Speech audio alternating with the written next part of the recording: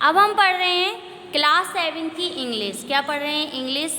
हमारा चैप्टर कहाँ तक हो गया था? इस पैराग्राफ तक हो गया था। आगे क्या दे रहे हैं देखेंगे।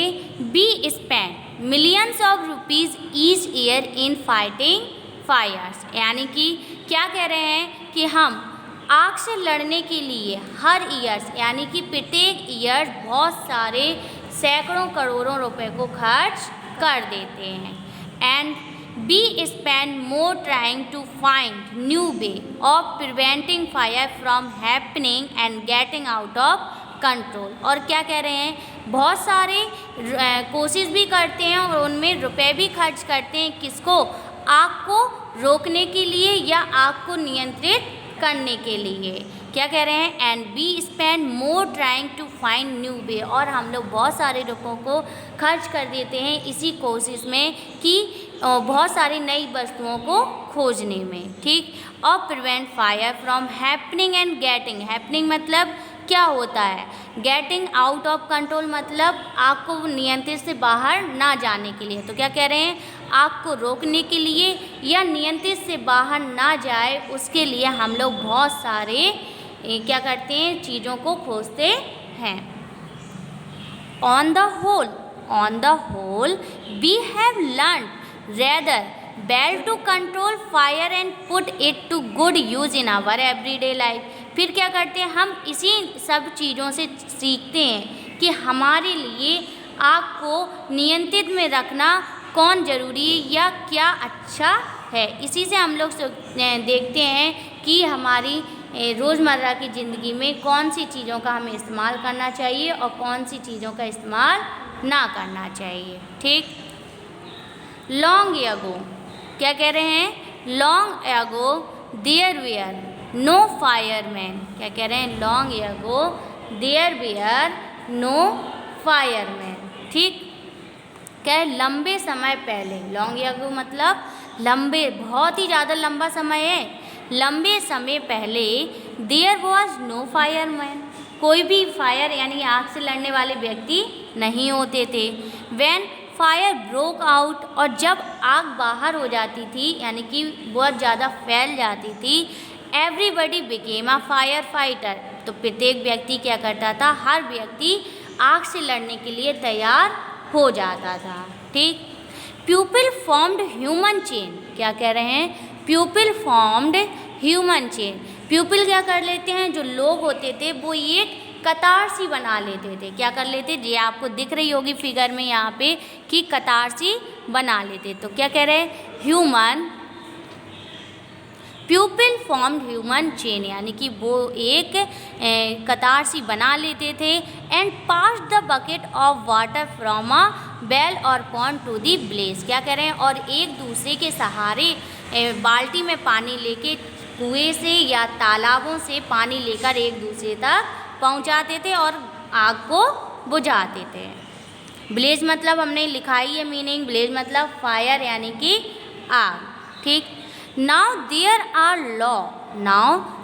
Are law about building construction which ensure that space is left between building to reduce the fire risk. क्या कह रहे हैं, कंस्ट्रक्शन मतलब निर्माण करते हैं बिल्डिंग का, यानी कि जब बड़ी बड़ी इमारतें बनाई जाती हैं तो क्या कह रहे हैं, कुछ लॉ मतलब नियम, यानी कि अब पूरा देख लो मीनिंग। क्या कह रहे हैं, now there are law about building construction, कि अब के दिनों में क्या होने लगा, जब हम लोग इमारतों का निर्माण करते हैं तो बहुत सारे नियम को अपनाया जाता है।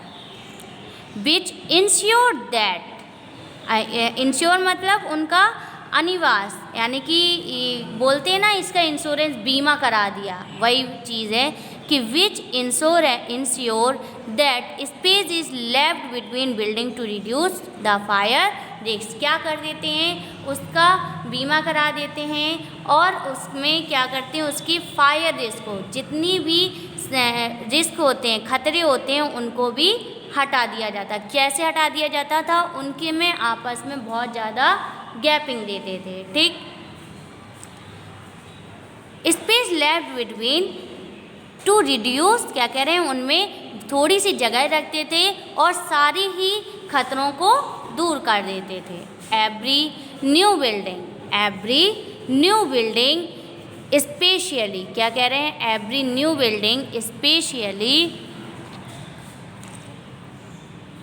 स्पेशली आ पब्लिक प्लेस, सबसे ज़्यादा क्या कह रहे हैं, जब कोई भी इमारत कहाँ पे बनाई जा रही हो, पब्लिक प्लेस में, यानी कि जहाँ पे जनता जनार्दन बोलते हैं, ये जनता जनार्दन की जगह है। तो क्या कह रहे हैं, जहाँ पे पब्लिक प्लेस हो या, तो क्या कह रहे हैं कि बहुत सारी ऐसी फायर रिस्क हैं, यानी कि इंश्योरेंस उनको हटा देते। फिर कह रहे हैं कि एवरी न्यू बिल्डिंग स्पेशली या पब्लिक प्लेस, जहाँ पर जनता होती है, जनता की जगह होती है, वहाँ पर जब कोई नई इमारत को बनाया जाता है, must ensure observance of fire prevention norm, तो वहाँ पे सबसे ज़्यादा, यानी कि वहाँ पे ज़रूर सब आग से रोकने के लिए, आग को रोकने के लिए बहुत सारे नियम का इस्तेमाल किया जाता है। ठीक, नॉर्म्स मतलब भी क्या होता है, नियम। Band of fire fighter worker with special equipment, क्या कह रहे हैं, known as fire brigades are there to put out fire. Band मतलब band of fire fighter worker with special equipment, मतलब कि जो आग से लड़ने वाले वर्कर होते थे, लोग होते थे, वो भी क्या करते थे, बहुत सारे औजारों का या यंत्र का इस्तेमाल करते थे। Known as fire brigades are there put out fire, आपको पता है जो फायर ब्रिजेस, ब्रिगेड वगैरह होते हैं, यानी आग को बुझाने वाली मशीनें होती हैं, उनको भी समय पर वहाँ पे बुलाया जाता था, काय के लिए, आग को बुझाने के लिए। Fire fighter are highly trained, जो फायर फाइटर होते हैं, यानी आग से लड़ने वाले लोग होते हैं, वो बहुत ज़्यादा क्या होते हैं, प्रशिक्षित। ट्रेन मतलब क्या होता है, प्रशिक्षित, यानी कि बहुत ज़्यादा वो ट्रेंड रहते थे, प्रशिक्षित रहते थे। दे पॉसेस मैनी स्किल्स, और उन्हें बहुत सारी कठिनाइयों का सामना भी करना पड़ता है। They cut off electricity supply, knock down dangerous wall, क्या मतलब हुआ कि वो सभी इलेक्ट्रिसिटी सप्लाई को, यानी कि वे सभी क्या कर देते हैं, इलेक्ट्रिसिटी यानी कि जो बिजली की इलेक्ट्रिसिटी सप्लाई थी, उन सबको कट कर देते थे, काट देते थे। ठीक है, knock down dangerous ball, spray water and other material, और क्या कह रहे हैं, सभी जो खतरे होते थे, अगर उस दीवार पर कोई खतरा है तो उन सबको भी हटा देते थे। Spray water and other material, वो अपने पास बहुत सारी वस्तुओं को भी लेकर रखते थे जिनसे आग को कंट्रोल में, यानी कि नियंत्रित में रखा जाता था, जैसे कि स्प्रे वगैरह, पानी छिड़कने वाले स्प्रे, ठीक है, बहुत सारे पदार्थों को अपने पास रखते थे। They are also trained in first aid, so that, वो फर्स्ट एड मतलब कुछ चिकित्सालय जो होते हैं ना, चिकित्सक में भी माहिर होते हैं कि अगर उन्हें कोई तरीके की बीमारी होती या किसी से नुकसान होता है तो क्या कह रहे हैं, दे आर आल्सो ट्रेंड, यानी कि वो कुछ चिकित्सा के बारे में भी जानकारी रखते हैं। तो दे can help people suffering from one, कि जो लोग जल जाते हैं उन्हें, वो लोग जिनको क्या होती है सफरिंग मतलब बीमारी, यानी कि उन्हें घबराहट होने लगती है, सफोकेशन होने लगता है, तो वो उनकी जो धुएं से या धुएं के कारण जो इफ़ेक्ट पड़ता है, बीमार होने लगते तो उनकी मदद करते हैं। ठीक, the discovery of fire and its use help early, क्या मतलब हुआ,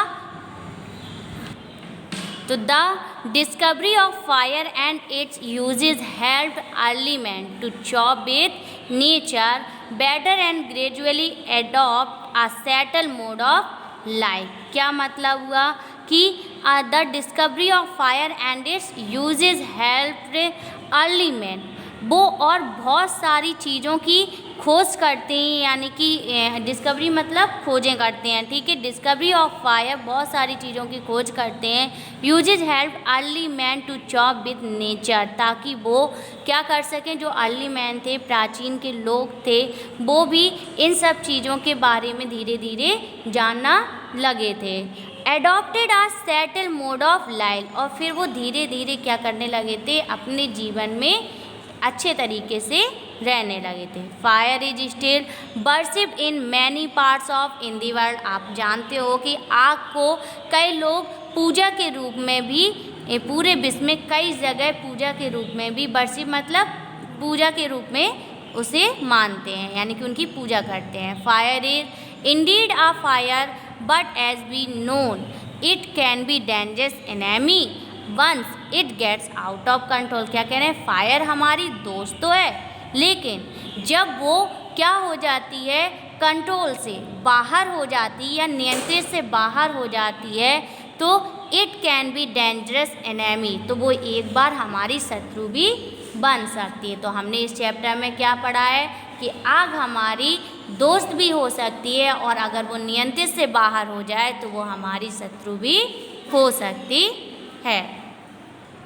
एक बार फिर से रिपीट करेंगे हम, क्या कह रहे हैं, we spend millions of rupees each year in fighting fire. क्या कह रहे हैं, हम बहुत सारे पैसों को खर्च कर देते हैं किसमें, आग से लड़ने के लिए। And we spend more trying to find new way of preventing fire from happening and getting out of control. और ऐसी बहुत सारी चीज़ों को भी हम खोजने में कोशिश करते रहते हैं, रुपए खर्च करते स्पेंड करते रहते हैं कि हम आग को ज़्यादा से ज़्यादा चीज़ों में नियंत्रित कर सकें। On the whole we have learned rather well control fire and put it good use to our everyday life. क्या कह रहे हैं, और हम बहुत सारी ऐसी चीज़ों को सीखते हैं, यानी उन चीज़ों के बारे में जानकारी प्राप्त करते हैं जिनसे हम आग को नियंत्रित में रख सकते हैं। Long ago there were no firemen. Long ago there were no firemen. क्या कह रहे हैं, लंबे समय पहले, लॉन्ग ago मतलब लंबे समय पहले, देयर वॉज नो फायरमैन, कोई भी आग से लड़ने वाला व्यक्ति नहीं होता था।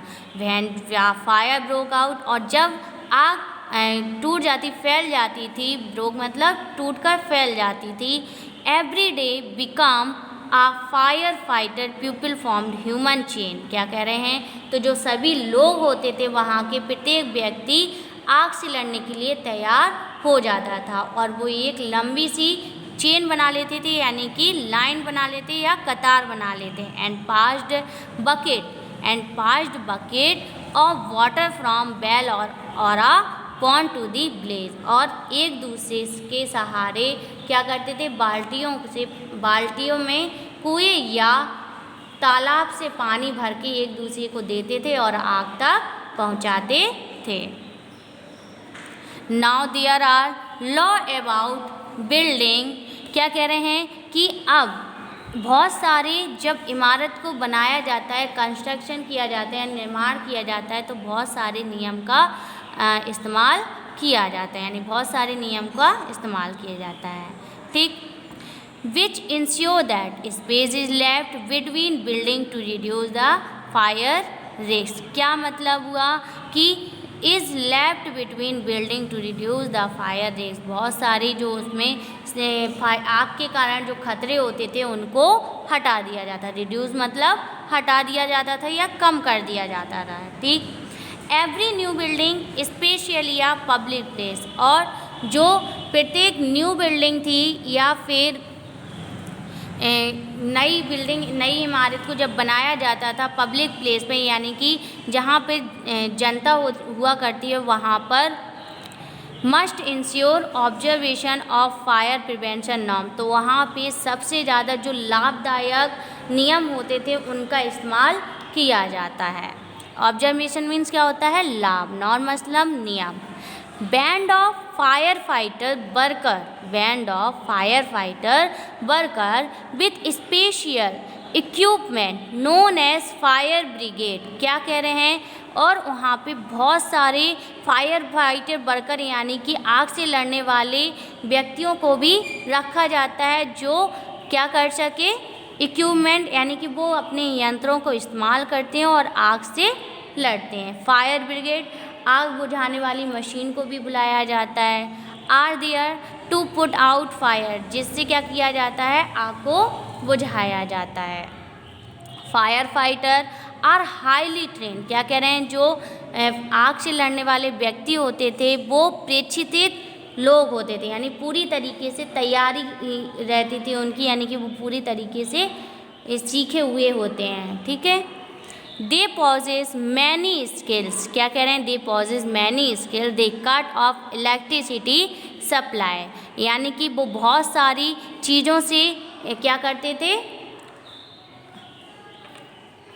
बहुत सारी कठिनाइयों का सामना करते थे, ठीक। दे कट ऑफ इलेक्ट्रिसिटी सप्लाई, वो क्या कर देते थे, जो इलेक्ट्रिसिटी सप्लाई होती थी, विद्युत सप्लाई होती थी या जहाँ से विद्युत आ रही होती थी उस लाइन को कट कर देते हैं। Spray knock down dangerous ball, spray water, अगर कोई ख़तरनाक दीवार है तो उस पर पानी का छिड़काव करते थे और बहुत सारे ऐसे पदार्थों को अपने पास रखते थे जिनसे आग को नियंत्रण में रख सकते हैं। They are also trained in first aid so that, क्या कह रहे हैं, और वो चिकित्सक के में भी बहुत ज़्यादा प्रशिक्षित रहते हैं।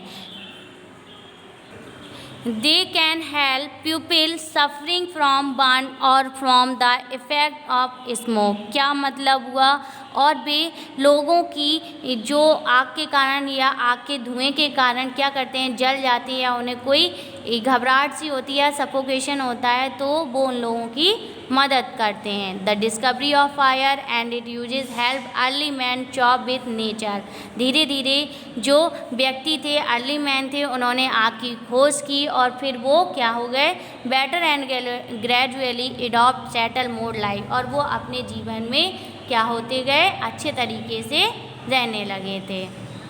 Fire is still worshipped in many parts of the world, आग को कई जगह पे, बहुत सारे ऐसी प्लेस हैं, जगह हैं जहाँ पे पूजा के रूप में माना जाता है या उसकी पूजा की जाती है। I can fire is indeed fire a friend but, क्या कह रहे हैं, आग हमारी दोस्त है लेकिन as we known it can be a dangerous enemy once it gets out of control, लेकिन अगर आग नियंत्रित से बाहर हो जाती है या खतरनाक, तो वो हमारे लिए खतरनाक साबित हो सकती है। ये था हमारा चैप्टर हमारा पूरा फिनिश हो गया।